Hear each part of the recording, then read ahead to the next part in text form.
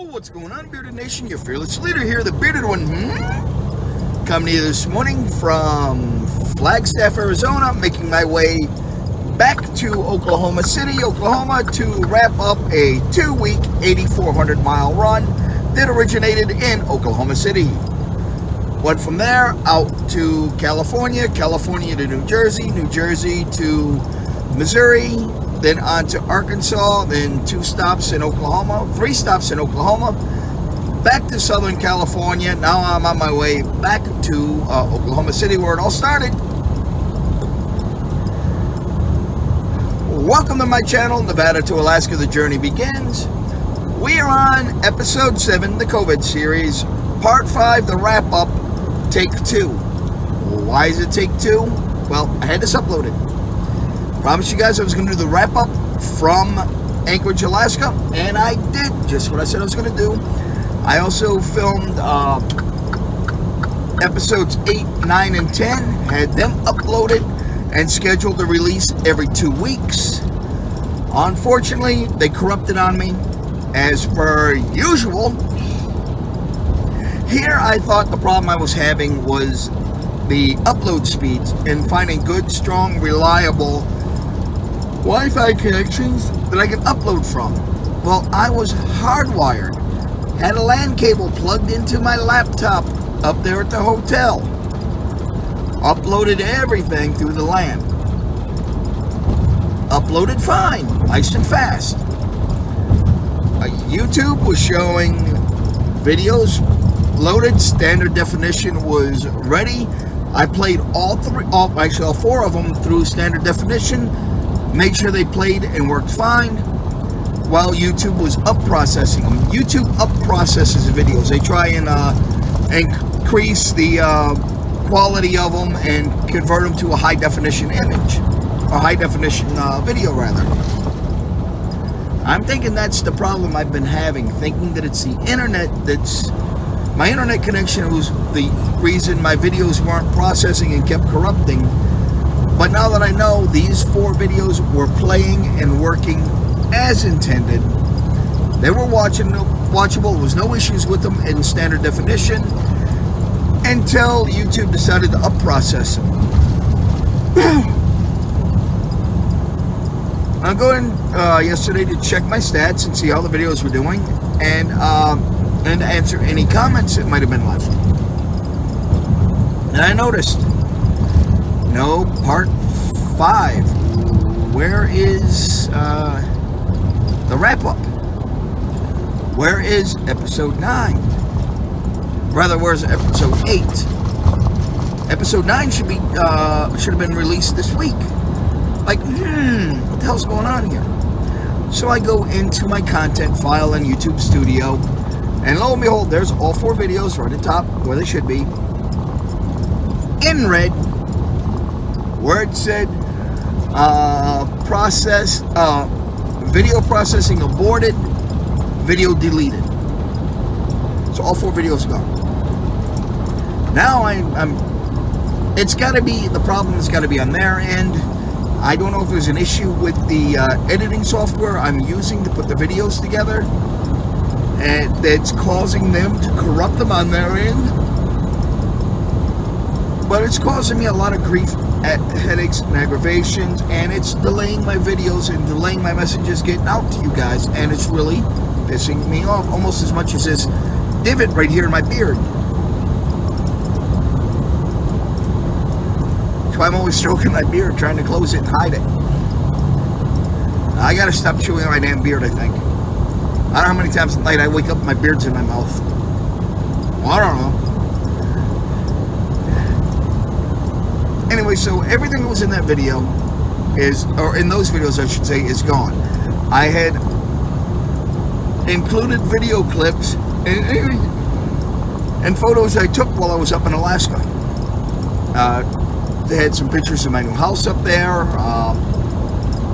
They had pictures out there on the glacier, some wildlife, some video driving around. I had a lot of stuff up there for you guys. And it's all gone now.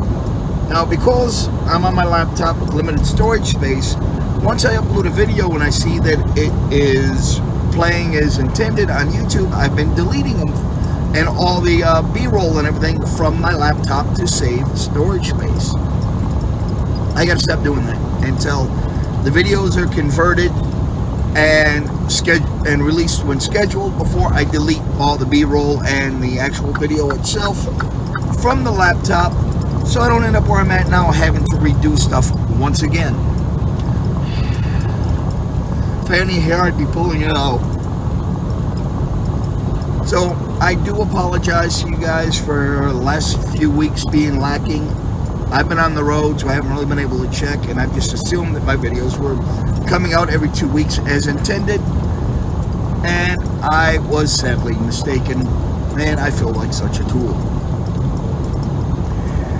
Anyways, what are we going to be talking about today? I mean, like I said, I don't have the original video clips or photos that I took and had in the original video. I might have 1 or 2 pictures left on my phone that are just, I think it was one of me and a moose and a couple pictures of Ted Stevens Airport there in Alaska, which, it's nothing.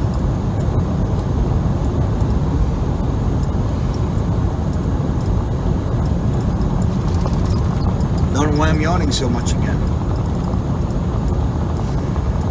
So in today's video, I'm going to be talking to you guys about the new attacks on my credit that have just shot my plans for relocation in the foot as far as the way I was going to get my property up there. I do have other options. Yeah, my credit score was doing real good. At the beginning of the month, I was up to 711. Now I'm down to 560, and I'll explain that briefly a little later on. I'm going to talk about the changes I've made to my model, my business model, or my plan for the homestead. It's kind of delayed a little bit, but it's not out of the picture. There's still stuff I can do, even from an apartment, that are homestead related, so we're good there. I'm going to talk to you guys a bit about where I stand on my freight brokerage and what's going on with that. I want to talk about some of the products I'm going to be producing for farmers markets while I'm up there. All that and more right after this brief introduction.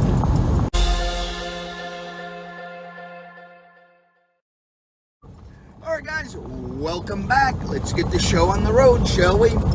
First and foremost, I need to thank each and every one of you from the bottom of my heart, 100%, much love and respect for everybody that stuck around and watched my channel and returns regularly to see what's going on.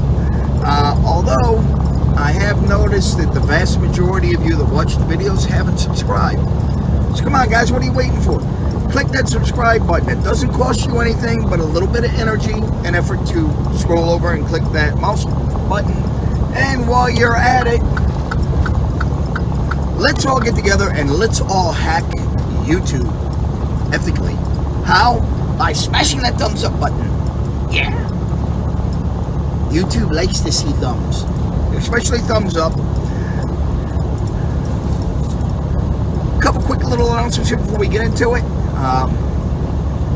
Yesterday, articles of impeachment for treason were filed against Joe Biden over his handling, or I should say mishandling, of the Afghanistan withdrawal. We've now lost 3 wars, 2 of them under him. When Obama pulled out of Iraq and created ISIS and ISIL, Biden was part of it. Biden was in that administration. Now Biden's pulled out of Afghanistan. Very messy way he's done it. And in doing so, he's armed an enemy of the state. He's provided aid and support to an enemy. It's not even a legitimate enemy government or an enemy state. It's a terrorist organization. He just gave them billions of dollars worth of weapons, munitions, vehicles, equipment. A lot of it still has classified data on it, classified materials, that what they can't figure out and what they can't use themselves, you know they're going to use it against us. They're going to sell to our enemies like Russia and China, who are chomping at the bit, probably in a huge bidding war right now with the Taliban, to get their hands on our classified technology, on our drones, on our encryption and decryption equipment, on our communications equipment, on our guidance systems out of the drones and some of the weapon systems that were left behind. So they can reverse engineer it to use it for themselves and to use against us, and to learn how to defend against our technologies. This is treason, like I had said since day one. He's been giving aid and comfort to the enemies.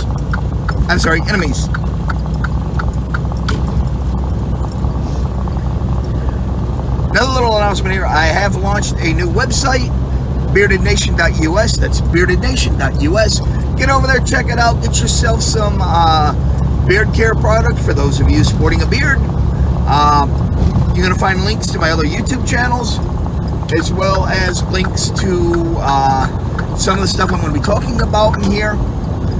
You're going to be finding links to the credit repair programs and rebuilding programs that I use to go from a 450 to a 711 in about 18 months, a little over a year and a half of hard work and dedication working to rebuild my credit, only to have a chat on earlier this month, and drove down from a 711 to a 560 as of this morning.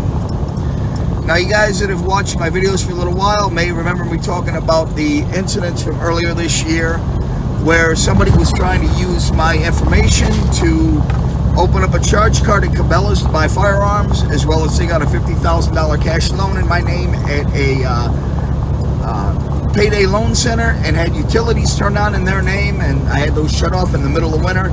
These people are from Excelsior, Minnesota.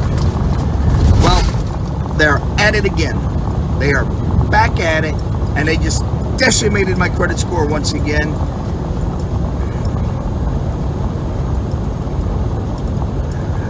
I don't know if one of them works at a buy here, pay here dealership, or what the deal is, or what's going on. But somebody in Excelsior, Minnesota, tried to take out a car loan early last week in my name. Of course, the car loan was shot down.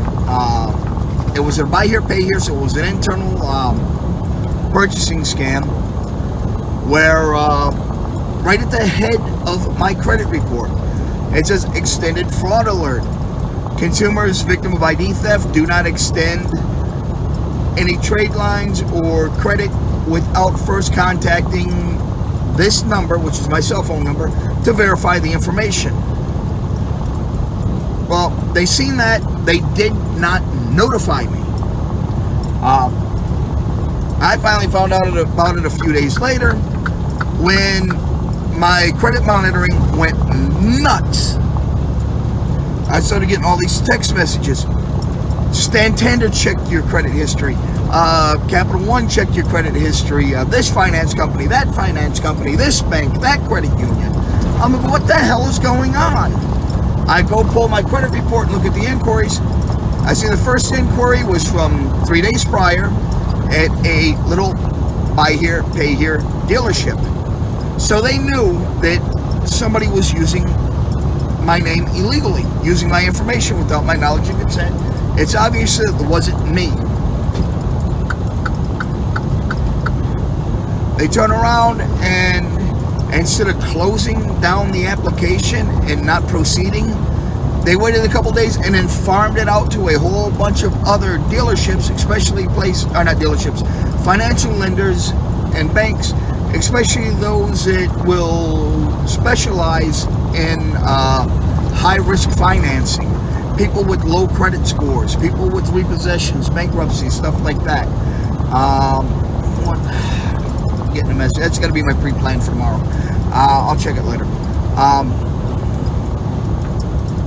I get a phone call from one of the lenders, Capital One. Capital One, hey, did you just apply for a car loan up in Minnesota? I'm like, hell no, I didn't. I said, my credit monitoring's been going off all day, and you're the first one to call me. They said, yeah, we didn't think it was you. I mean, considering where it was. And when they tried to take out the loan up, or not the loan, but they tried to open up the credit card in Excelsior, Minnesota, at Cabela's, presumably to buy firearms. That's all I need are firearms out there in my name that I don't own or possess or control. They put a body on it, they're going to come looking for me because it's in my name. So, they're like, yeah, we see the note in here from before. We noticed that this car loan originated in Excelsior. I'm like, yeah, no, that wasn't me. This has been going off. I've already got the attorney involved in it, and we're working on getting this shut down now. This is not me. Do not give them credit. I said, no, okay, yeah, no worries. We're not giving them any credit. You're good. Don't worry about it.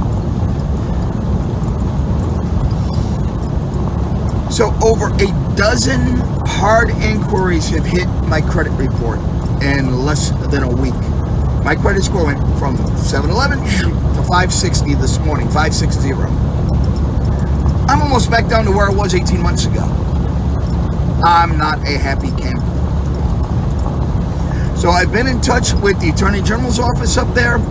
They're opening an investigation into it. I've been in touch with the dealership commission up there that licenses auto dealerships. They're opening an investigation. They told me they've had issues with this guy in the past, that there's other investigations going into him.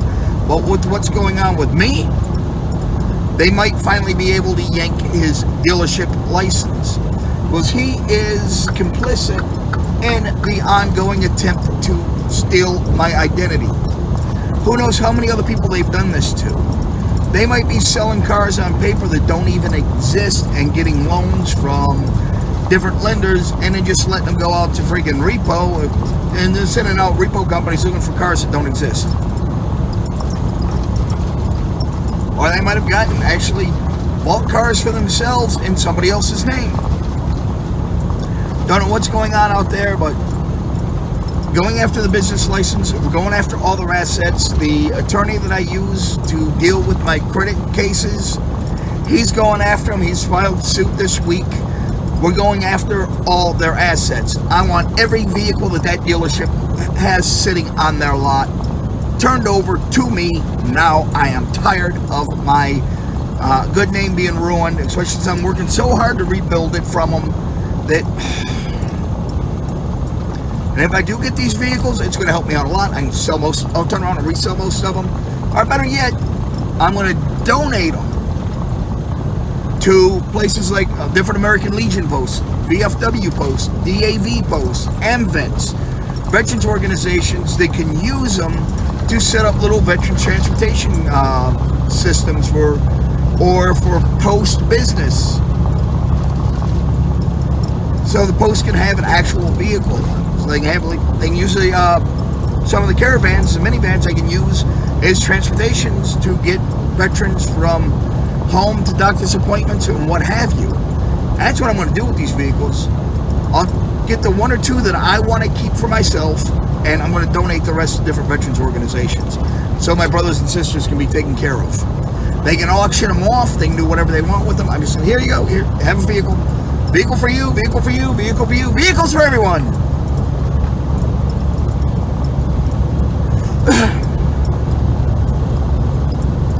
That's where I stand right there on that. And because of that right now, my relocation plans have been shot in the foot. My score, I hit 711 at the end of last month, beginning of this month. I was on target to hit at least 720, 725 by middle of this month. Hopefully be up to around 750 by the end of the month. The way things have been going and progressing for me, they've been building up rather quickly. What I would want to do is wait until I hit at least 725. I was going to go out here to Oklahoma City. There's a dealership out here that does both trucks and trailers. Not big rigs, not like I'm driving now, but pickup trucks. I was going to go over there and get myself a 4-door quad cab, dual rear wheels, at least nothing smaller than a 350 or 3500 Super Duty or Dodge Ram, Silverado, what have you. something that is capable of pulling a fifth wheel trailer and a gooseneck trailer. And I was going to buy a 16-foot toy hauler from them. They do package deals where you can buy a truck and a trailer to haul behind it. And that's how I was going to make my move. I was going to load everything in a 16-foot trailer, drive up, jump on the barge, and take the barge over. I wanted to drive it through Canada. Unfortunately, some of my firearms I cannot transport through Canada. Like my bolt-action rifles, my shotguns, and my pistols, I can take through. But anything that I have on the AR platform or the AK platform or certain magazines, I can't take to Canada. Because they're prohibited, period. You can't have them, you can't transport them, nothing. They cannot go through Canada.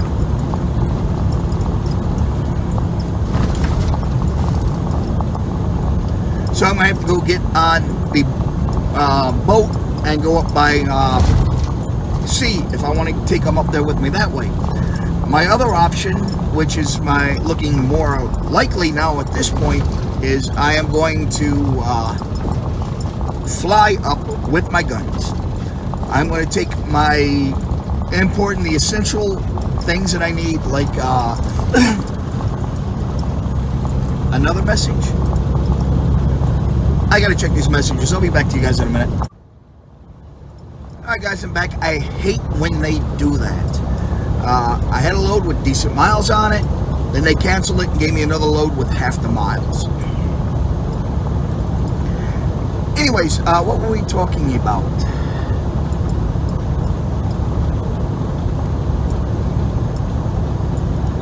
The credit situation. Or did we move on from that already? Anyways, yeah, so now my relocation plans are going to be basically this. In the next month, I'm moving. I'm done with this company. They owe me too much money. I've already got a job lined up there in Anchorage, making about the same money I am here with less headaches, less aggravations, hauling U.S. mail. So, what's going to happen is I'm going to put everything in storage in Las Vegas. I'm going to take just the essential items that I need with me, like the items I need to build my racks for doing microgreens, the stuff I need for mycology, the things I need for charcuterie. Funny word, isn't it? Charcuterie. It almost sounds like a sex act, but we're going to get into that later. Different items I need. All my studio and video recording equipment, my desktop, my cooking equipment, stuff I'm going to need for homestead cooking up there. Some other stuff, essential items that I'm going to need while I am up there. And then next summer, I'll come down, I'll fly back down, put everything on a truck and just ship it up by trucking the rest of it. I will take my firearms up there. I'm not going to be able to obviously take the gun cabinet on the plane, but I do have a TSA approved rifle case that holds up to 4 rifles. I'm going to take my main rifles. I'm going to take 1 tactical rifle, 1 bolt action rifle, one of my 30-06 hunting rifles. I'm going to take one of my shotguns, 12-gauge shotguns with me, and throw a couple of my pistols in it with the magazines and everything. It's a little tall, but you know something? It's going to cost me like $130 to put it on the plane as oversized luggage. So that will fly up with me as checked baggage. Then some of the stuff I'll just throw in my briefcase. Not my briefcase, my suitcase. It's like $30 a bag. Limit, I think, is 3 bags. So I can take some clothes and some other stuff up there with me, and take the guns up there with me. Throw my laptop and my mobile office stuff in my briefcase, which will hold it all. It holds my mobile printer, my mobile scanner, my hotspot, and a bunch of other stuff. And I'll just get on the plane and fly up. Now, as far as the stuff that I want to ship up right now, the essential items, I'm going to put in what's called a Gaylord. It's just basically a shipping pallet with a large box on it. You put everything in the box, cover it, then wrap it with shrink wrap, and ship it up. I already got a quote on it, a 40 by 48 by up to a 56-inch tall Gaylord. Up to 500 pounds is going to cost me $613. This shipped by air cargo on Alaska Airlines from Las Vegas to Anchorage. It might take a week or two for it to get to me that way. Air cargo takes a little bit longer than normal to ship.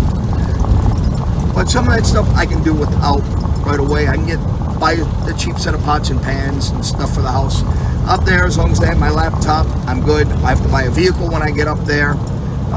I'm going to be bidding on a couple of them this weekend at a Ritchie Brothers auction, so I'll hopefully be able to purchase one of the pickup trucks they have there, and I'll have a vehicle waiting for me when I get up there. My plane ticket, I'm going to get like it costs you about $300 for a round trip ticket.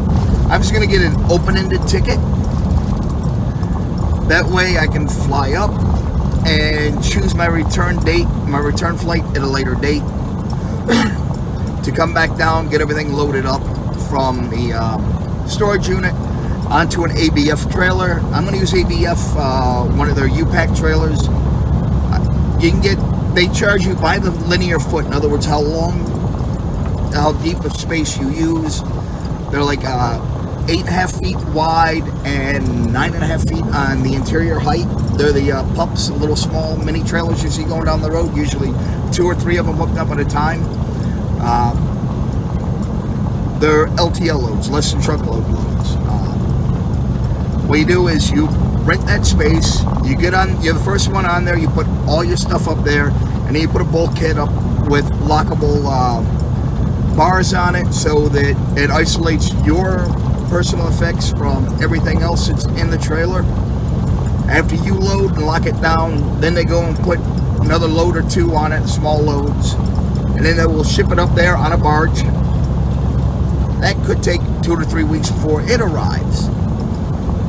Then they do their local deliveries, and they'll call you up, hey, your trailer's here, it's ready to be unloaded, how soon can you get here? I'll be there, I'll get a U-Haul and I'll be there tomorrow, go over, pick everything up, and take it to the house. That mode right there is going to cost me about $5,500 for 10 feet of linear space. I don't think I'm going to end up using that much, because I got so much width and so much height. I'm just going to have to reconsolidate and repack everything. I got some boxes up there that are just a third or half full because I've been pulling stuff out of them over the years that it's been in storage. So I'm going to reconsolidate and I can use less space. A lot of stuff I can stack up nice and high. I can stack floor to ceiling, side to side, and it just coming out is going to be the issue. And the stuff that I put floor to ceiling, I can just put load bars across. I can get a couple load bars or load locks to call if they have E-tracks. I hope they have E-tracks in these trailers. Some of them do, some of them don't. Then I can use the ratchet straps. The ratchet straps are more secure. I prefer ratchet straps over load locks any day of the week. A load lock can fall, it can slip, and stuff can spill and damage the freight. Or in this case, damage my personal property.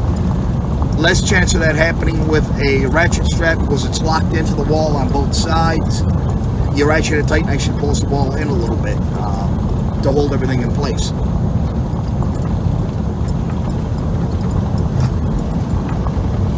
So that's where I stand on the relocation.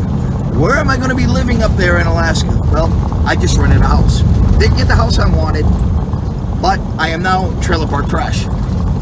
For now, anyways. I just rented a 2-bedroom, 1,025 square foot single wide mobile home and a trailer park right across from the Elmendorf Joint Base, the military installation up there. One of a few. And a lot of military live in this particular complex, so it's not a bad place to live. Certainly not one of the worst trailer parks I've ever been through. Not the best, but it's up there in the top 5. So it's a decent place. Some of the things I like about this mobile home is it's got a indoor wood-burning fireplace. Hey, give me a thumbs up for that alone. Just give me a thumbs up for that fireplace. It's gas appliances, gas heat, gas stove and oven. It has a in-unit, it includes a washer and dryer, and it's a gas-fired dryer. Excuse me. And that's going to be a lot cheaper to run that than it is to use heat. Gas dry don't take as long to dry your clothes as electric drying does. Doesn't cost as much. And I can't stand cooking on electric stoves and electric ovens.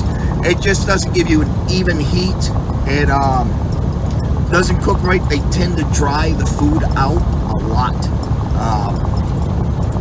And when you shut your burners off, or you shut your oven off, that burner or the oven stays hot. Those elements keep producing heat for half hour, 45 minutes. So whatever's on there, if you don't remove it right away from that heat source, it's just going to keep cooking and overcook. But at the same time, you don't want to take the pan or the pot off of it and have that exposed hot element where something can fall on it, or somebody can accidentally bump it or touch it, thinking that it's been cool just because it's not glowing as bright. With gas, you turn the gas off, the flame goes off, the heat's away, and it's done cooking. It cooks more evenly, both in the oven and on the cooktop. And that's what caused my fire. I had an apartment fire a few years ago where I lost just about everything I owned anything that wasn't in storage, I lost in that apartment fire. Because the stove shorted out while I was on the road, caught fire overnight, and destroyed everything I owned. Still haven't fully recovered from that. I don't even have any furniture, so when I get there, I gotta buy furniture. I gotta go to one of these rent-to-own furniture joints and get set up. Now, that's odd. A kitchen set is not that expensive, a couple $100, but I really don't need a big kitchen set right now. The house has a center island top in the kitchen. It's an open floor plan. All I really needed, one or two bar stools, and I got a place to eat my dinner right there on that center island until I buy a kitchen set. The first thing I need to buy is a bedroom set. Get a bedroom set for probably $1,500, $1,800. Mattresses are going to be another, probably $1,000. But if I go through one of these rent-to-own places, if I pay it off in 90 days, or within 90 days, it's same as cash. There's no interest or anything like that, or extra fees on it. It's going to pay on it every week or every month, however it's set up, until it's paid off. And most people do pay it off within 90 days. Then I can go and get the living room set. Well, by now I should have enough credit established where I can get the living room set and the kitchen set at the same time. I talked to the manager there. He said it depends on when I get there as to what they have in stock and what's going on. They may or may not be able to do a whole home package kit for me, where I can get everything I need. Get the kitchen, the dining room set up, the living room set up, and the bedroom set up all at once, and just pay one fee on all of them. Some of these locations do it, some of them don't. He said he'll see what he can do for me. And there's the sun figures.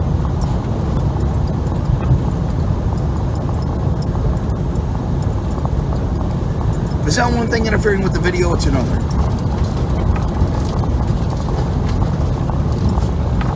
So yeah, when I get up there, I have to get me a bedroom set and everything. I need to go buy a office desk, a nice, thick, heavy-duty office desk, a floor mat, and a decent gaming chair, because I'm going to be spending a lot of time sitting in that office space. My desktop and my studio, doing gaming and videos and other things, setting up my studio, getting you guys better content. Now, some of the stuff that I plan on doing up there for the homestead that I can do from the mobile home, that a lot of people do these same things from their apartments, and they make a decent living every year at it, just going to farmers markets. And that's things like growing microgreens. Microgreens has it's a fairly substantial initial investment, depending on what type of system you go with. Now, I'm buying all the components and I'm building the system myself. It's going to be an automated system that automatically controls the lights, the temperature, the water, automatically waters every day. Does almost everything for me once the plants start growing. The initial phases, I'm going to have to interact with them at least twice a day. And then once they get set up and they sprouting and take root, then I can just let the automated system take over from there. And I don't have to worry too much about it. Maybe every now and then spray on an antimicrobial to make sure no funguses or molds grow on it. But everything I'm using for it is organic. To grow a 10 by 20 flat, just for the medium and the seeds, you're looking at each flat, you're looking at a couple bucks, $2-3. Then you got the flat itself, the initial setup of the NFT tracks, the piping and everything to set it up and build it. That's going to be around $2,000. But I don't have to make that $2,000 investment once. And on every tray, it's only going to cost me $2 or $3 to grow each tray. And it takes 7 to 10 days, depending on what you're growing. Take the microgreens over to the farmer's market, and I'm going to do live harvest. You're going to go, yeah, I want those microgreens right there. And I'm going to slice them off the top. I'm going to harvest them right there in front of you, package them up. That way you're getting the freshest product possible. Microgreens are a nutrient-dense and nutrient-rich food. Basically seedlings, once the seeds come up to the cotyledons before they get to their true leaves, that's when they have their highest amount of nutrients and vitamins and minerals in them. As the plant grows up, they lose some of this, and they're not as healthy as a full-grown plant as they are as a seedling, as a microgreen. And you get things like lettuce, radish, dandelion, cilantro, sunflower seeds, different types of lettuces. There's a whole lot of things out there you can do microgreens out of. And it's fairly profitable. I can spend $2 or $3 on a flat, a 10-inch by 20-inch flat, sell it out at the farmer's market, and make 50 bucks on it. So $48, $47 profit on one flat. And in the system that I'm building, the automated system I'm building, it can handle, I believe it's 30 flats, 30 10 by 20 flats. So I can make a decent amount of microgreens, and it takes 7 to 10 days to grow them. So every other week I can be at the farmer's market selling them. There's various farmer's markets around Anchorage. There's like 5 or 6 of them. So I can go and set up at these different farmer's markets every weekend or every other weekend and sell microgreens. Some of the other stuff I'm going to be doing there, I'm going to be setting up a small little shed in the back, like a 10 by 12 shed, at the end of the driveway that I'm going to use for my woodwork shop. There I can do things like start making cutting boards again, small coasters. I can make charcuterie boards. As that word again, charcuterie, we're going to get into more of that a little later on. Cutting boards and a few other things. My rustic flags, for instance. Those are items I can sell at the farmer's market. I'm also going to set up a small little lean-to style greenhouse on the back of the home facing the sun, where I can grow different things like garlic, onion, potatoes, raise my hot peppers. I have a bunch of different hot peppers I'm going to be growing. F1 super chilies, or Thai chilies, F1 super peppers rather, also known as Thai chilies. I'm going to be growing Pepper X. Yes, I did get some Pepper X seeds. Every harvest, I'm going to take at least 1, if not 2 pods, and I'm going to harvest the seeds from them so I can keep growing the peppers every year. I might do a couple of cross-pollination, cross-breeding some of the peppers, which is not that hard to do. And there's a few other hot peppers I'm going to be growing. There's one of them that is a rare pepper from, I believe it's from Trinidad. It's actually purple. And what am I going to do with these peppers? Well, a couple different things. First, some of them I'm going to use to extract the capsicum oils. Capsaicin or capsicum oils are used for a lot of different things. They're used medicinally. Is a rub-on ointment for arthritis and body aches and pains. And has other uses too. It's what they use to make pepper spray. It uses bear repellent. Rather, any animal repellent for that matter. I'm going to be condensing that and extracting the essential oils from some of the peppers. I'm going to be fermenting other peppers. And when I ferment the peppers, I'm going to turn them into hot sauce or chili sauces. Yum. And because they're fermented, I can sell them at the farmer's market without needing any special licensing or permits. Alaska allows to sell fermented foods. I'm not going to get into fermented fish. Just the thought of it. And I don't know anybody in the U.S. that really eats it, or I know of any. Actually, there are a lot of Inuit up there, a lot of Alaskan natives, and maybe they like fermented fish. I don't know. We'll find out. If they do, I might start doing fermented fish. I'm going to start growing mushrooms again. Which that's going to take a lot of stuff. That's a little expensive. Just for the, what do you call it there? The laminar flow hood I'm going to have to build. That's going to cost me probably about $2,500 just to build that one blower to produce sterile air to keep a clean, sterile environment when I'm inoculating or making cultures or doing agar or any of that stuff. I'm going to be raising spirulina. Spirulina is a green algae. It's a form of algae. It's another superfood. It's nutrient and vitamin dense, vitamin rich. And it's taken as a supplement. It's also about 30% of the world's food supply contains spirulina. And a lot of third world nations, that's their main food supply.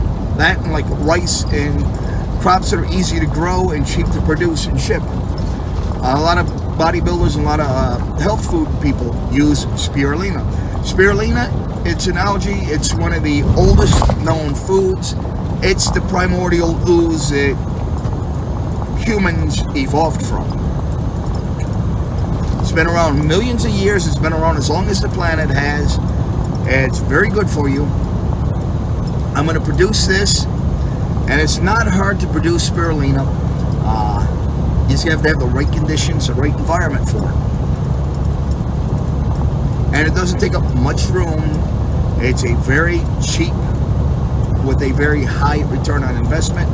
I'll take the algae, I will dry it out in a food dehydrator, then I'll powderize it and turn it into pills and sell it as a pill form. I might sell some of it as just little vials of 1 ounce vials of friggin' spirulina shots. Don't need any special permits or licensing to do that. The other thing I'm looking at is charcuterie. Now, you heard me mention this before. Charcuterie is basically just the art of producing dry aged meat, taking raw meat without cooking it and making it edible. And you guys eat charcuterie all the time, you might not realize it. Pepperoni, salami, capicola. There's lots of meat products out there that are charcuterie. They are just not dehydrated, but they are cured meats that are edible with a long shelf life, long storage life. I'm going to get into this. It's a fermented meat. You are going to ferment it for part of it. In the beginning stages, you will be fermenting it. Same thing with sausage. I'll be doing different fermented sausages. Be setting up the smoker, smoking some of the meats a little bit, just to give it that little extra flavor, especially like the sausages, the salamis, and a few other things. I'm going to be smoking cheese. Yes, I'm going to be making cheese. And don't worry, guys, I'm going to go through videos. I'm going to show you the process of doing this. Like making butter. We're going to make raw butter, fresh butter. These are skills that have gone to the wayside. These are skills everybody should know and needs to relearn. They've given them up and forgotten how to do it, and it hasn't been passed on. It used to be passed on from generation to generation to generation. But for the sake of convenience, it's not done anymore. Why are people getting lazy? They don't want to go and do the work to produce the food or the butter or what have you, the cheese, anything. Why do that when you go buy it off the shelf at the store? Well, what happens when there's a major disaster or the civil war that some people think are coming to the U.S. soon?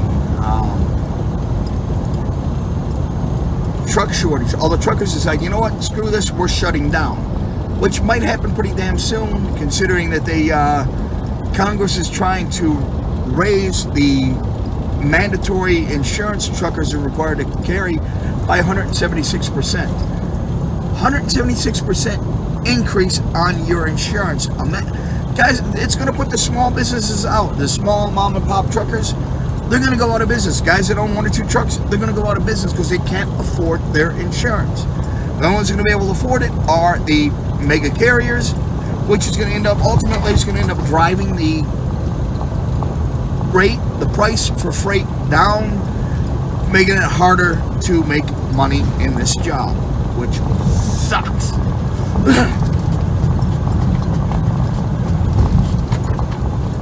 These roads, I hate them.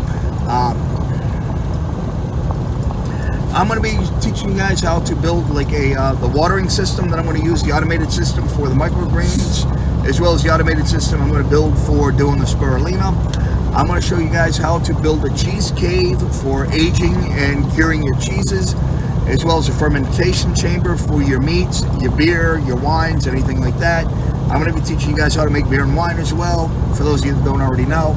I'm going to be building a drying chamber, a drying and aging and curing chamber for the meats, for the charcuterie.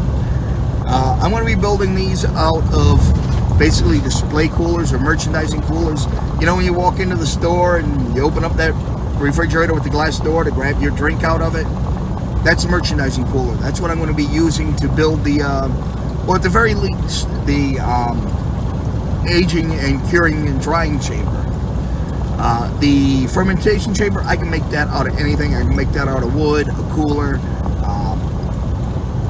an old oven can be used.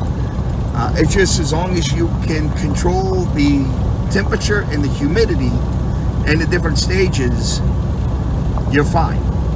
And then of course the cheese cave is just good, basically going to be a medium-sized wine cooler.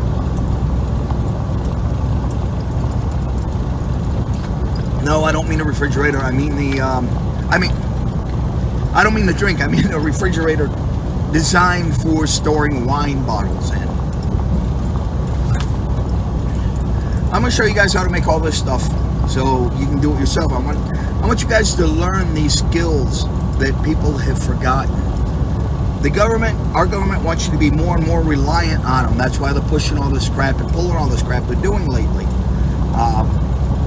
They're saying that they want to go, there's people in Congress say, oh, we need to go to door, especially these preppers, and see how much food they have and find them if they got more than a certain amount of food on hand and stored and saved, and take it away from them. If they got too much, we got to put them in jail and teach them a lesson. Stop them from hoarding food for themselves to prepare themselves and their family in the event of an emergency. We need them to be dependent on us. We need them to come to us for everything. We want to control what they eat. We want to control what they think, what they wear. You know what I'm saying? I mean,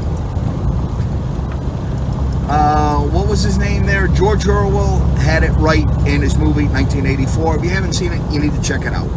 A lot of what's going on, what they had in that movie is what's going on now, today. And it's scary. It is scary that George Orwell predicted it so close in a movie and an act of fiction. Well, fiction is becoming reality, folks. So what do I got going on here now with the Freight Brokerage ship? Well, I'm almost a year old now. In December, the company will be a year old. I'm pretty much just letting it age for now. Some shippers won't deal with a broker that's less than a year old, a broker that hasn't been around. I have 3 main contracts that I am waiting to ink right now. They're ready to go. All we got to do is sign them. And they can be signed at any time. They can be signed tomorrow. They can be signed 10 years from now. They're governmental contracts. Just got a couple more things I need to do before I can go and get them inked.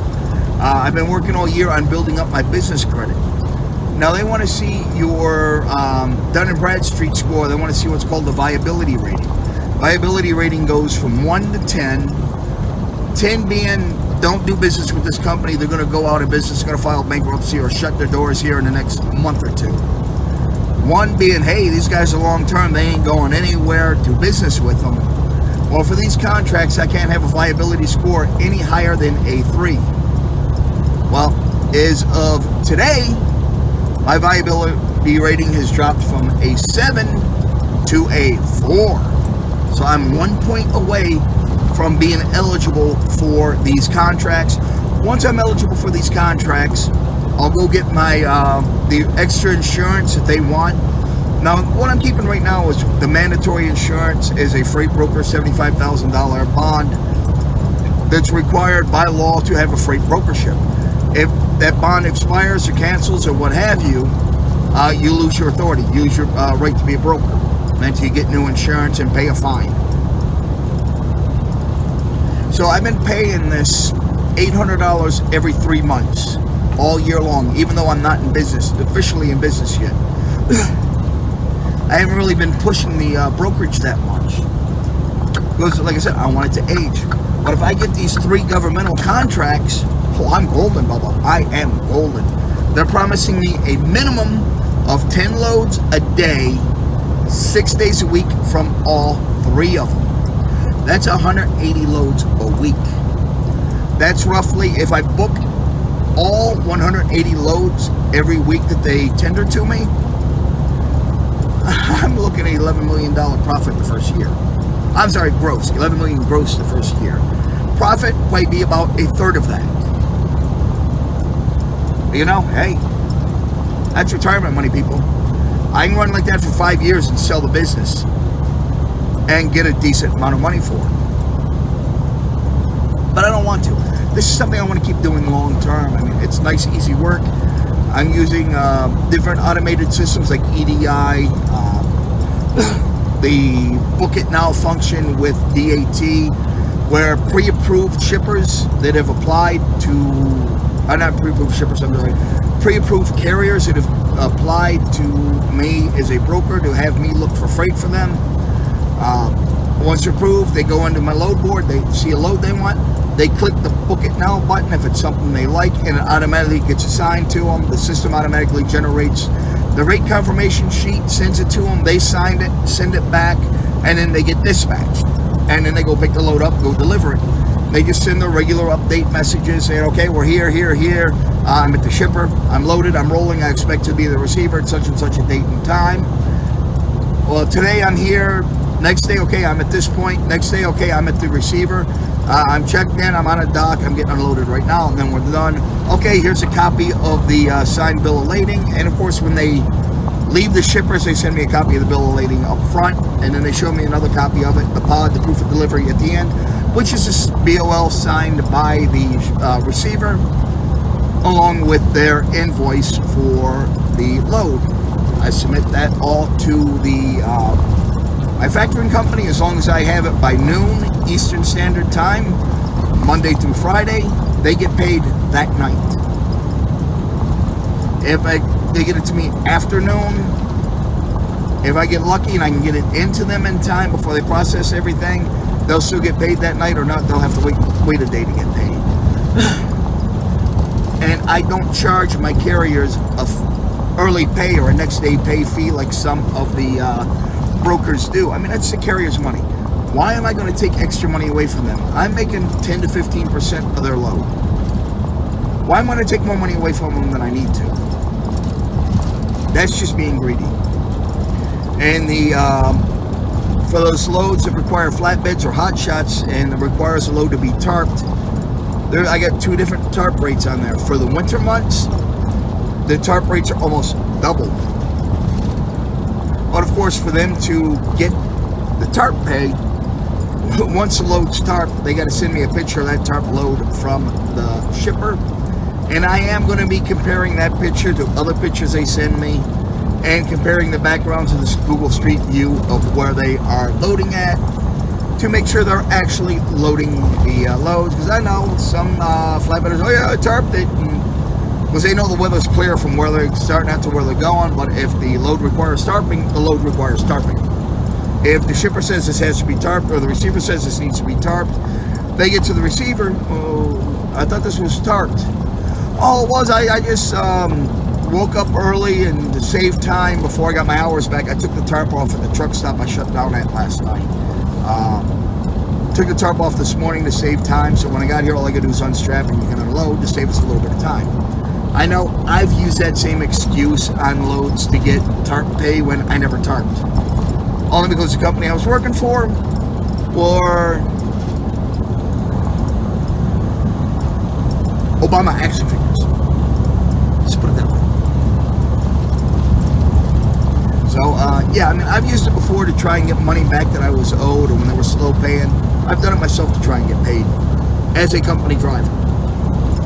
I had a couple pictures of loads that were tarped. I'd go through my list. Okay, this is the type of load here. I might tweak the image a little bit, adjust the color, or the lighting on it, or make it look like it's in the dark, or make it grab pictures from a couple different angles so I can keep sending them different pictures. And I'll even change the background in Photoshop so it looks like I've loaded it somewhere else, so it's not the same photo. They're not looking at the same photo every time. There are drivers that do that. I've done it. I'm not going to lie and say I've never done it. Because I was owed money. That was the only way I was getting paid, is to trick them into paying me what they owed me.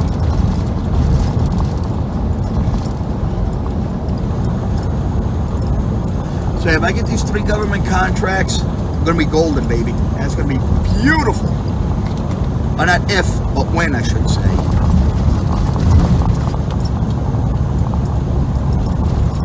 And because the system is going to be automated EDI, the electronic data interchange, which they each require. Now the insurance is going to cost me about $6,000. And there's no payment plans on it. It's all going to be paid in full up front. EDI integration is $1,500 per shipper or receiver, however I'm setting it up for. Government contracts are going to require this ahead of time. Some of the big box shippers require EDI, but they won't make you get EDI right away. And part of my carrier packet, my shipper's packet rather, is the EDI policies that they have to sign and agree to. They pretty much say you've got 3 options. You can wait until you've tendered X amount of loads to me over a course of 90 days. You can pay for it yourself up front, or you can give me a deposit for it, and after 180 days and X amount of loads, I'll refund that deposit. Or we just don't use EDI altogether. I really want to use EDI because it makes the process so much easier. All the information's entered. I don't need the call center to take it out of this system and put it in this system, then copy it over to this system, the dispatch, then copy over to this system here to do invoicing, and then copy over to this system to go to the factoring company so we can get paid. It's all done through one system. Once the invoices come in, all I can do is sit there and confirm the right amounts being billed, that there's a signature on the paperwork, that there's no OSDs, overage, shortage, or damages, which is basically, go away son, you're bothering me. Which is basically, sometimes a shipper will make a mistake and they will send more product than was ordered. Sometimes they'll make a mistake and send less product than was ordered, which is a shortage. Sometimes something will happen en route and the load will get damaged. So if part of the load's rejected, if there's any damages on it, they will do a damage claim. Now, of course, that's on the responsibility of the driver and the trucking company. I'm just the intermediary. I'm just the middleman. And these loads, there better not be any damages on these loads. We're talking $1 million tanks. Humvees. MLRS systems. Strikers. Bradleys. Mortar carriers. Field guns. On one of the contracts, moving military equipment, fighting vehicles, is one of the contracts that I'm waiting to sign. And it's damn good money in those contracts. And if they're true to their word and they're promising me a minimum of 10 loads a day, 6 days a week from all 3 of them, 180 loads, I should hopefully be able to cover at least half of those every day. Of course, some of these are going to send out to multiple brokers, but if I can get a good, strong, reliable company or a couple good large companies on board, companies that I can trust and respect and know they're going to get everything done, all the better. But they already will have EDI. All I got to do is link to their EDI system. Automatic dispatch to them, and then they put the load out. They send the codes in on EDI. It updates the system. The system automatically updates the shipper and the receiver, and I just get a little email statement telling me what's going on. I might spend an hour or two every day, early day, in the morning, processing any of the invoices that come in from the shippers, making sure all the loads are covered, making sure there's no damages or no issues, making check calls on drivers that are running behind, breakdowns, and things do happen. I know, I'm a driver, I know. So I only have to put a couple of hours into it a day, maybe 3 at the most. And then, of course, spend a full day every month just reconciling and doing my bookkeeping and my record keeping. It's a fairly simple job, but it's an expensive job. I mean, just the software alone is costing me $300 a month, and then when I turn around and I add EDI to it, for every EDI account I set up, $1,500 up front, plus $1.75 for every load that's tendered to me. So say they send me 20 loads from one shipper, and I say, well, I can only cover 10 of these loads today, unless these loads can be picked up tomorrow or at a later date. I'm going to have to pass on this, and this. But I'm still getting charged $1.75 for every load they send to me. Every time traffic goes across the network, I get a bill for each load. It's a $1.75 one-time fee for each load. And that can add up fairly quickly. Then my insurance. Like I said, I got my insurance bond. That's $800 every quarter. I set up a trust, not a regular bond. A trust is better. I feel more comfortable and better off with a trust. Then, of course, I got to set up the contingent cargo insurance, which is at $6,000 a year that I'm going to have to pay out. That's $1 million aggregate general liability and $100,000 cargo insurance. This, even though it's not required by law and nothing says I have to have it, more and more shippers are starting to require the brokers carry these bonds or this extra in cargo insurance. And I do my due diligence to protect myself and protect my shippers. But things do happen. Things do fall through the crack. Anybody that applies to me, they get run through Carrier Watch. Go in and personally check their business insurance, check their FMCSA rating, make sure they have a safe score, see what their inspection history is or out of service history is like, see what their insurance history is. Is it somebody that's always losing insurance or canceling or changing insurance companies, which is not a good sign for a company. But when a company's first starting out, first couple years, 3 to 5 years, you can expect to see them change insurance companies multiple times as they're trying to find a lower rate, because it's about profit. They're trying to make money. And if they're spending all the money on their insurance plans, they're not making any money. So I understand that.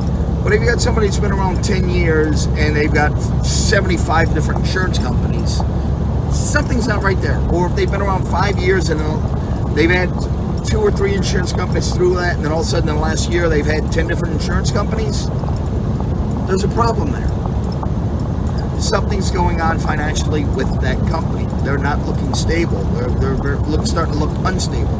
So you got to keep an eye on that. So when I get their first application, I immediately check their FMCSA scores, check their insurance, check on everything. Then before I will send them their first load, I'm going to go in and check. I mean, I got people signing up now that I might not have a load for another 3 months. But once I have a load ready to send to them, before I send them that first load, I'm going to call their insurance company up. Hey, yeah, this is a Bear over at MP Enterprises, LLC, or Freight Brokerage. One of your insured is a carrier for me, and I just need to validate his insurance. And I'm going to tell you, yes, it's active, it's inactive, it's pending cancellation. but they're not going to give you too much details. They're just going to tell you what the status is of it. And if it's active, good to go. I'll give them the load, send them on the way. If it's pending cancellation, that's a flag. Now, it could be a very legitimate pending. They might be changing insurance companies. But they better have an overlap. Say this insurance company's charging them $2,500 a month for insurance. Their insurance expires at the end of this month, and they got another insurance company that's only going to charge them $1,750 for the month. They're saving $250 a month. So yeah, of course, I'm dealing with that cheaper insurance company, as long as they have the proper coverage. And I'm going to want to see that new coverage. So as long as they overlap, say their current policy expires at the end of this month, their new policy had better have started at the beginning of this month, so they overlap, so there's no break in between. Because this is all reported to the FMCSA automatically. So if at 12:01 a.m. tonight their insurance lapses because they didn't pay it or they canceled it because they're moving to another company, and their new insurance policy starts at 12:02 a.m. or no, just say 12:01 a.m. One ends at 12:01 a.m. on the dot, the other one ends at, and the new one starts at 12:01 and 1 second. Well, there's that 1 second lapse. The FMCSA system is going to automatically revoke their authority because that 1 second freaking not having coverage. So if I got somebody out there where I'm doing my monthly check on it, and I do check every month, I'm going to call their insurance carrier. Hey, or I'll just email them a list. Hey, I need to validate these insurance policies. If I have multiple carriers using the same insurance company, I'm just going to send them one list. Hey, here's an email. I need to validate these insurance. I'm doing my monthly reviews. And they'll send me back a list. Active, canceled, pending cancellation, terminated, whatever. And then I'll turn around and I'll get a hold of that carrier. And hopefully they're not under a load. Now, say they're under a load and they get canceled or revoked. I'm going to call them up and say, hey, I was just notified by an insurance company that your insurance lapsed this morning. Did you by chance get a new insurance policy? If they say yes, when did that take effect? It took effect 2 weeks ago. Excellent. I need you to get me a copy of that before you move any further down the road. If they turn around and they say, well, I forgot to pay that. I'll get that paid today, or I'll get that paid at the end of the week. That's no go. That's no good. That's find a place to park and wait. I'm going to have that load transferred to another truck. You can't haul. You don't have authority. And I'm billing you for the cross dock. It's your responsibility to make sure you get that done. So now if somebody else is going to come out, I got to book another truck last minute and get them there ASAP. To get out there, I got to get a cross-docking company out there to come out, take the load off of this truck and put it on this truck. And they got to put it back on the exact same way it came off. In certain cases, loads, especially if it's a multi-stop load, they got to be put in the right order when they go on the truck so the guy's not running back and forth. And weight distribution is another thing, to make sure it's set up so the weight's distributed evenly. Now this new company's got to go rescale all that. I mean, it's a headache. But you know what?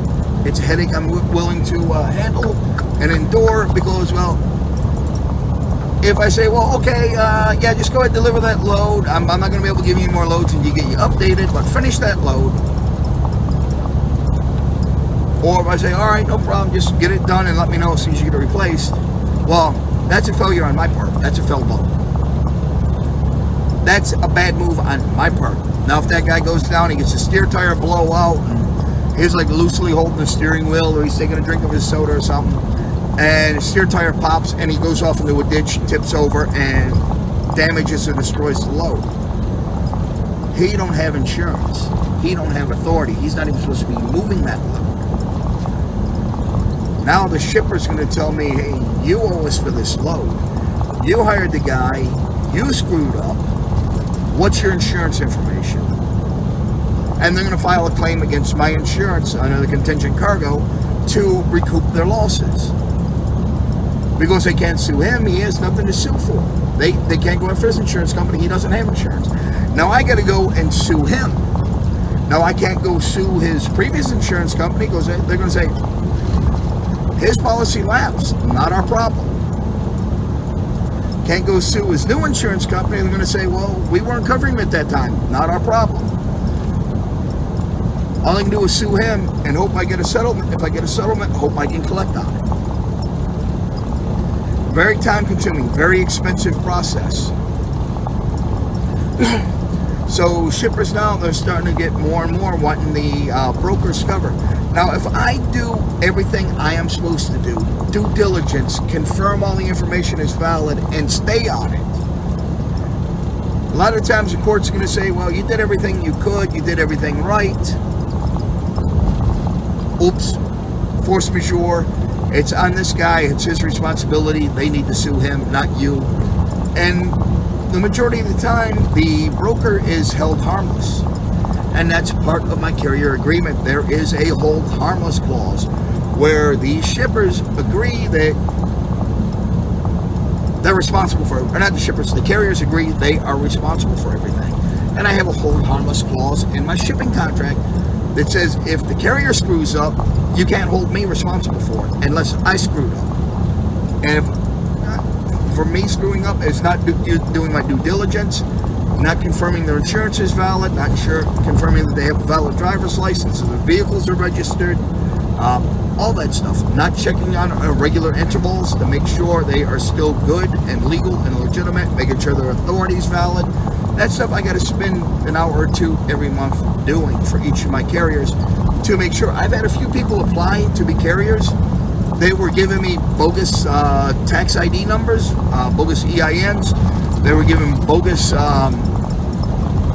authority numbers. I had guys apply to me that says, I look up their authority number, their motor carrier number, and it comes back to another company. I get a hold of them, oh, hey, did you kick two numbers? Did you have two numbers switched in there somewhere? I need you to confirm your MC number because it's not coming back to you. And I've had guys say, oh, don't worry about it. It's a valid MC number. It's good. It's good. It's good. I can haul under that MC number. That's my buddy's authority. Yeah, but are you licensed and authorized under his authority? Can't do any business with you. You just lied on your application. Guess what? You're going into carrier watch, so nobody else hires you. That's me not only doing my job, doing my due diligence, I'm protecting other brokers and shippers from dealing with somebody who is illegal. There's a broker right now I was talking to on one of the Facebook groups earlier. She's in a real bind right now. Her load got stolen.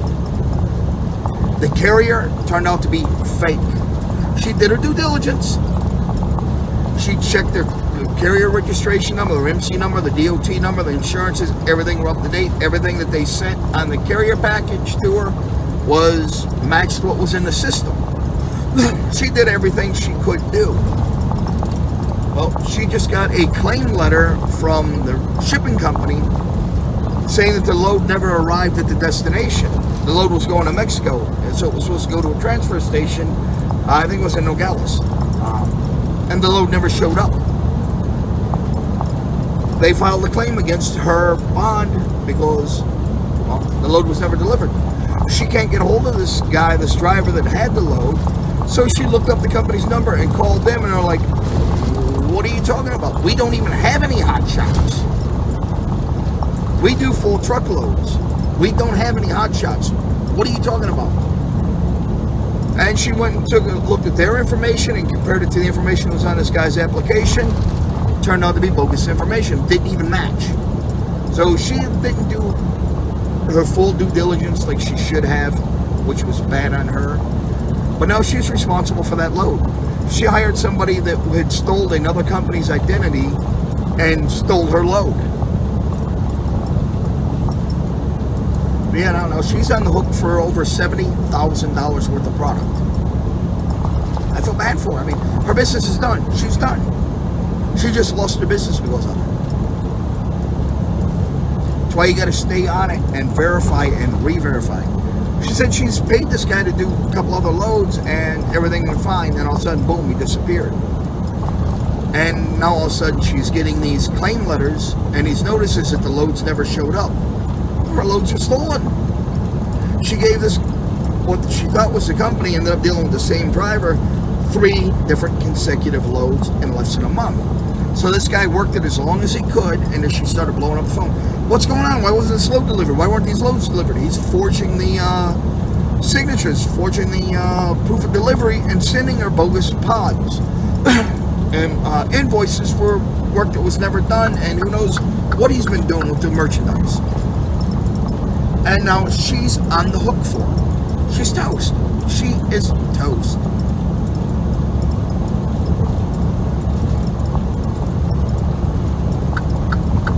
I feel really bad for her.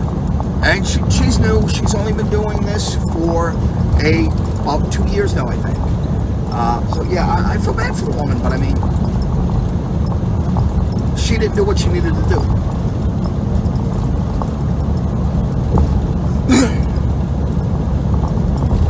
It's not good. I mean, there's just too many scams going on out there these days. You got to be on your toes.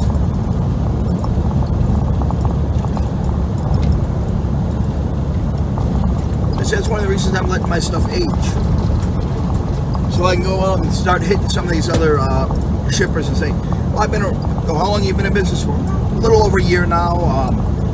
I've got X amount of trucks available. I got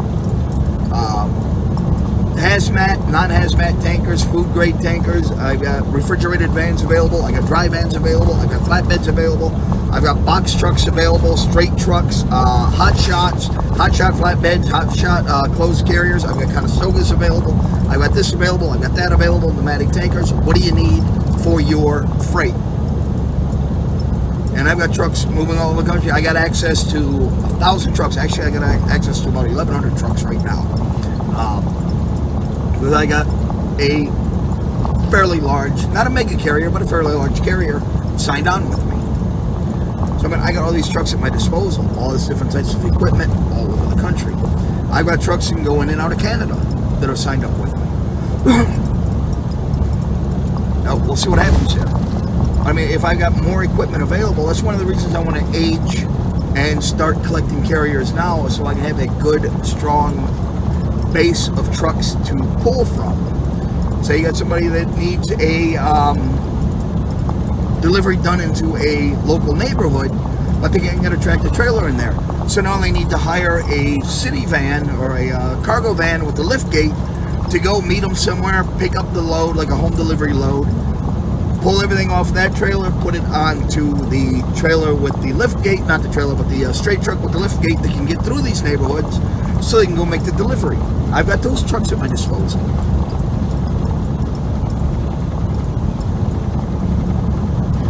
I'm trying to get all my ducks in a row.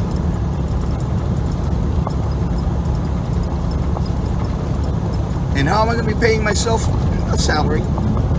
Especially if I get these 3 companies, or these 3 government contracts. I'll put myself on salary $5,000 a week.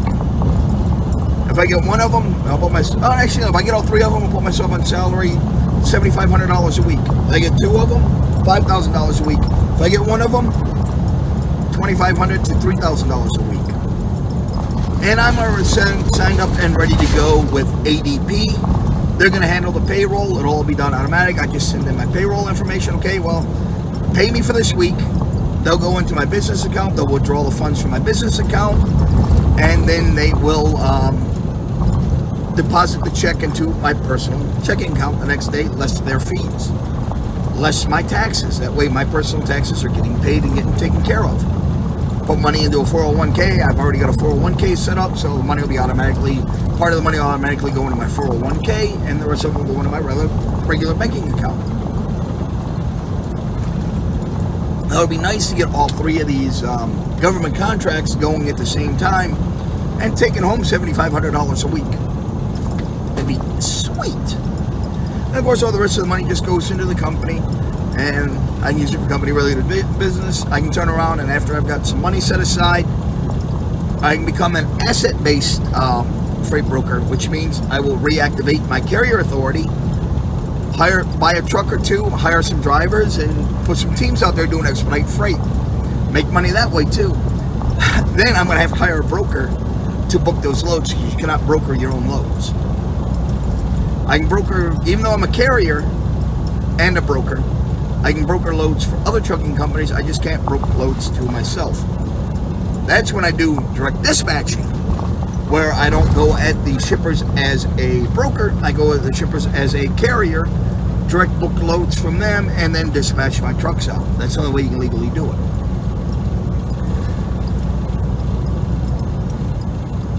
The people out there that argue with me and tell me I don't know what I'm talking about, I do, trust me. I've spoken at length with people, DOT cops and FMCSA agents, about this very subject. It's laid out in the CFRs. Oh crap. Ooh. I almost run my time. I've got an hour left before I got to take my, stop and take my 30-minute break. I'm a half hour away from the Walmart I planned on shutting down at anyways. I gotta go shopping. I'm gonna get me, what am I gonna make for dinner tonight? I gotta get food for the truck for the rest of the week anyways. I don't know what I'm gonna make tonight. I'll probably do cracked chicken and pasta tonight. I'm gonna do some recipes on the Instant Pot for you guys to check out. Some of the other stuff I'm going to be doing for the homestead, canning foods. I mentioned fermented hot sauces and stuff that I can sell at the farmer's market to have a little extra stream of income coming in. And most of I'm doing is going to be setup costs, and the beginning costs are going to be a little pricey just to set everything up. But once everything's set up and running right, I'm good to go. Now, on my page For the Love of Greens, you can go in there, fortheloveofgreens.com, or is it .us? fortheloveofgreens.com. Go to that website and you can go into the services section, and you'll be able to buy the products and the stuff you need ahead of time and start selling. Just buy 1 or 2 components a week or a month, what have you. And then that way, when I release the video later on of building the self-watering and the automated system for doing microgreens, you can follow along and do it as I do. Of course, there's a couple items you're going to need to order also that aren't available on the site. Now, keep in mind, these are Amazon affiliate links, and some of the other links are affiliate links where I'll make a very small commission on your purchases. It's usually 2 or 3%. I think the most is 5% commission on anything you buy. And it doesn't come out of your pocket. They don't charge you extra for it. They pay me a small commission out of what they make from you as a reward for promoting the products and bringing them business, bringing them customers. And all that money is going to go right back into the channel and into the homestead to make things, provide you guys with better content and to provide more content for you guys. Some of the items on there for the microgreens self-watering system or the automation system, things like NFT pipe, you're going to have to go to your local hardware store for that. Things like your the NFT channels. I'll give you 2 places where you can go buy from that. Those you'll order online. They come in 12-foot sections. Just cut them down to 6 foot each. That's something you're going to have to order separate. Those are not affiliate programs on those links. I don't get anything off of those sales. For the maker pipe fittings you need, the couplers you need to attach these pipes together, there's no affiliate link there. I'm not going to make anything of that. I'm trying to get them to give me a discount code to save you guys a few % on your purchases, so you can buy everything you need ahead of time, and everything just sitting there so you can follow along. If you go over to bearshomestead.com, you will find the links on there to everything you need for charcuterie to set up your fermentation chamber, your cheese cave, or your drying, curing, and aging chambers. Start buying your parts ahead of time. The only thing you're not going to find on there are the display coolers. You'll have to find one of those locally. You probably find one on Craigslist for $200 in your neighborhood, or you can just use a regular refrigerator. But you do need something that does work, that does cool. And I'm going to show you how to set up your heater, your hydrator, your dehydrator, or your humidifier and your dehumidifier. You're going to need the control elements there so you can control your temperature and your humidity for all of it. For your cheeses, for your fermentation, and for your drying and curing. You need to control the temperature at very specific intervals, and you need to keep your humidity at very specific levels. It's usually 80% or above. Depends on what you're making them. And I'm going to go over each one of those individually. And I'll do a video on that where you can follow along the build and see how I build one of these things, so you can build one for yourself if you want to get into charcuterie. At the very least, just get in there and get some of the books on making sausage or charcuterie and read up on it. Learn a little bit more about it. See if this is something you might be interested in doing. I'm going to teach you guys how to make butter. Very simple way to make butter. It's something you can give the kids to do and pass around the dinner table while you're eating. Give everybody a mason jar to shake up with the butter in it, and the milk, heavy cream in it to turn it into butter. Just pass it around the table. It only takes a few minutes. It doesn't take that long, 15-20 minutes.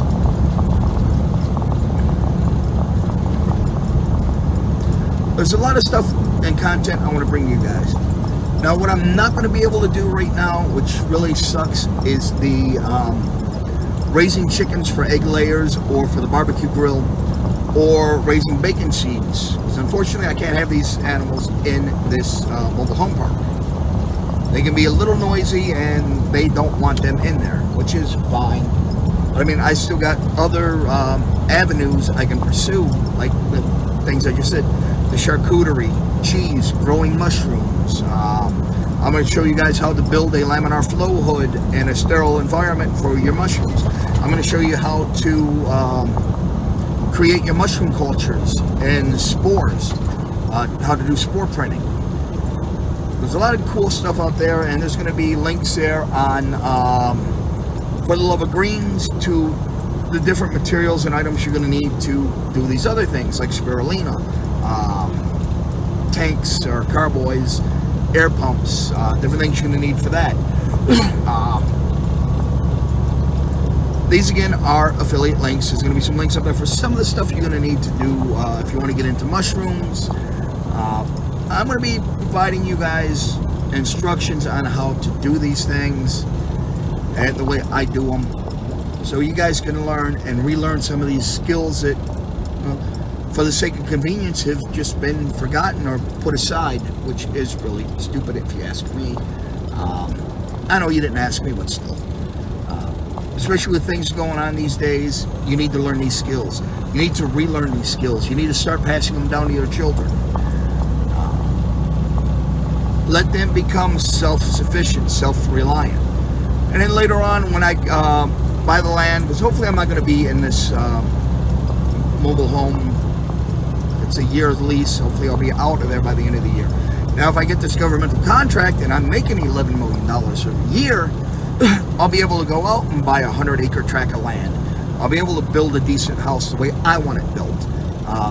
Set up a barnyard, start raising chickens, do pasture raising the chickens, using chicken tractors, which I'll get into that later on. I'll be able to raise my bacon seeds. I'll be able to raise hamburger on the wolf. I'll be able to set up bigger gardens to grow more peppers and more stuff. Things I'll be able to sell at the market will be like potatoes, chives, onions, garlic. I use a lot of garlic in cooking. Lately I've been doing a lot of Cajun or Creole style cooking on the truck. I'm gonna do some recipes on that. Things like dirty rice, jambalaya, gumbo, stew, different things. What's the difference between a gumbo and a stew? Well, gumbo is just like meat, chicken, it's regular proteins. A stew is your seafoods. thing like shrimp. Of course, I usually put shrimp in my gumbo, so it's not technically a gumbo, but it's not technically a stew either. I'm going to teach you how to make a roux. You can make a roux and store it forever. You can make one big batch of roux and just use it as needed through the different recipes. Save you a little time later on when you're doing this stuff. Doing a roux is very delicate work. We're going to go over how to do that.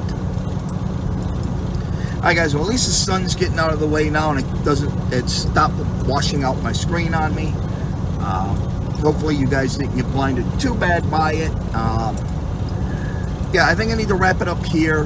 We're going on, I don't know how long this video is now, probably an hour and a half, because I've had to break it down in I had to stop a couple times filming this segment. So I'm going to clip it here. I'm going to get this uploaded as quick as I can. Hopefully I can get this uploaded tonight. So it's out there for you guys so you can understand what's going on and what my plans are. If you found any of this information at least slightly entertaining, heck YouTube, smack that thumbs up. And I'm probably going to go over a little bit of stuff on little computer hacking, network, setting up your home network, load balancing, a few different things like that for you guys. But yeah, that's it for now. Be sure to hit that subscribe button, smack that notification bell so you know when I upload a new video for you guys. Don't forget to give me that thumbs up, hack YouTube, woohoo! And I will see you guys in the next time. But for now, as always, keep it between the ditches, keep the shiny side up, the rubber side down. I'll see you out there in the pasture, and go Army, beat Navy. Ladies and gentlemen, our national anthem.